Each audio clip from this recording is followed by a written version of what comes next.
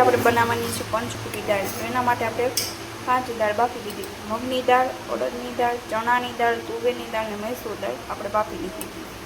તો આ બફાઈ ગઈ છે. હવે આપણે વઘાર કરી નાખીશું. ટમેટો, ડુંગળી અને લસણની પેસ્ટ આપણે કરી રાખી હતી. આપણે એને ક્રશ કરી લીધું છે. તો એના આપણો વઘાર કરવાનો છે.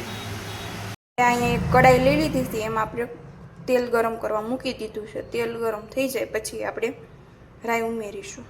તેલ ગરમ થઈ ગયું છે. હવે આપણે એમાં થોડીક રાઈ ઉમેરીશું, થોડુંક જીરું, સૂકેલ મરચું પણ નાખી દઈશું.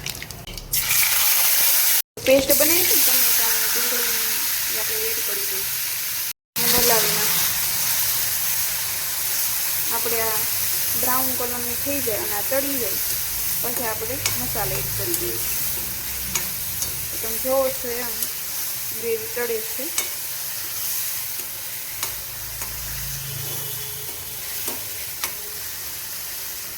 ગ્રેવી સરસ ચડી જાય એ માટે થોડુંક આપણે પાણી એડ કરી દઈશું. પાણી એડ કરવાથી ગ્રેવી સરસ રીતે ચડી જાય એ માટે આપણે પાણી થોડુંક એડ કર્યું. આ ગ્રેવી તો સરસ રીતે ચડી ગઈ છે.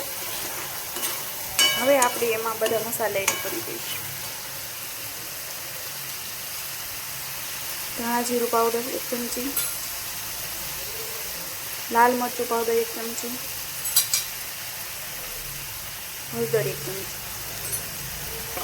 અને સ્વાદ પ્રમાણે થોડુંક મીઠું પણ એડ કરી દઈશું.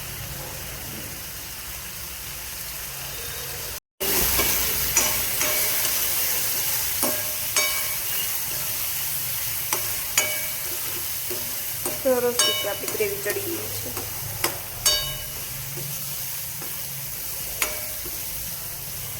આપણે આમાં કિચન કિંગ મસાલા પણ યુઝ કરી શકીએ છીએ.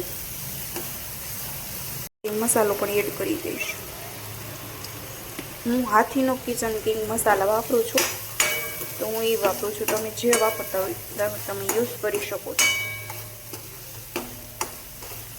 આપણે આમાં આપણે આ દાળ બાફેલી એ આપણે એડ કરી દઈશું.